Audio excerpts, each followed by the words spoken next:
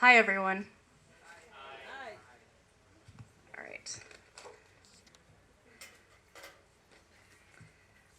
It was the early 1980s, and in our small Houston law firm, the war between the sexes was raging.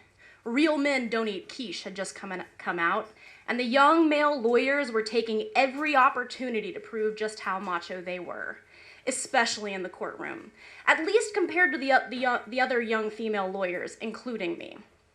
This came to a head when one of those young men, Grady, got engaged, and the rest of the guys started planning his bachelor's party.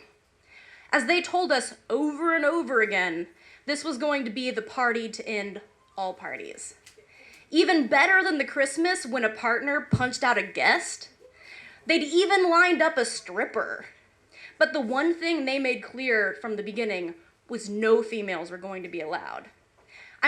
I'm not sure why Mary Lou and I and the other girls got so upset about it.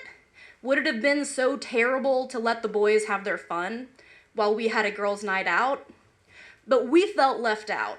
Probably it was because, besides working on cases, we did lots of things together outside of the office. We carpooled to lunch every day and hung out at the Greenway Plaza bars for happy hour. Saturday night, we did dinner and Trivial Pursuit.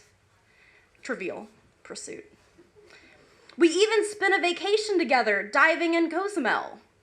Obviously, from now on until the end of our time together, this party was going to get talked about. And whenever the gang was together and those who didn't go, they would never know how to sort out the truth from the lies. The guys took great pains to tell us when and where the party was going to be held. A Saturday night at home in West Houston, very close to where Mary Lou's parents lived. We could easily try to crash it. But what if who was manning the door saw us through the peephole and refused to open it up?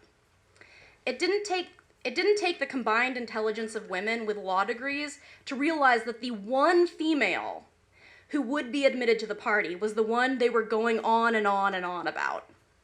The stripper. So we needed our own stripper. Someone who looked female. But didn't have to be female. So on the night of the party, I pulled into a spot outside of Mary Lou's parents' house. Lounging on the hood of the car facing me was our stripper in full regalia. Mary Lou and the others came, and we went outside where Mary Lou's parents gamely acted as if every day their guests included an over 6 foot tall Marilyn Monroe with an Adam's apple. Especially to anyone peering through a peephole looking for a familiar face. Marilyn would definitely save us from the embarrassment of our male colleagues refusing to open the door and telling us to go home. For our ruse to work, we knew we had to get there before the official stripper made her appearance. We parked discreetly at the party house, then followed Marilyn up the doorstep, concealing ourselves along the front of the house while she rang the doorbell.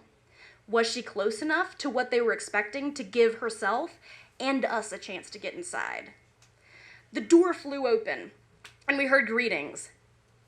Then the silence of the double take. Perhaps they were wondering which guys had screwed up and gotten the wrong entertainer. Then Grady stepped outside and said, "Brooke, Mary Lou, I can hear you giggling in the bushes.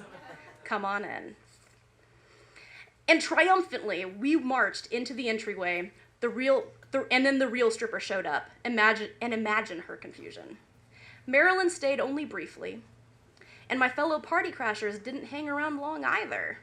Perhaps for them, it was enough that we'd gotten in. However, I had never been to a bachelor's party before, and I was curious. So I was still there after the real stripper, having done her thing with the groom-to-be, and the other guests looked at me and said hopefully, "I guess you don't really want to lap dance."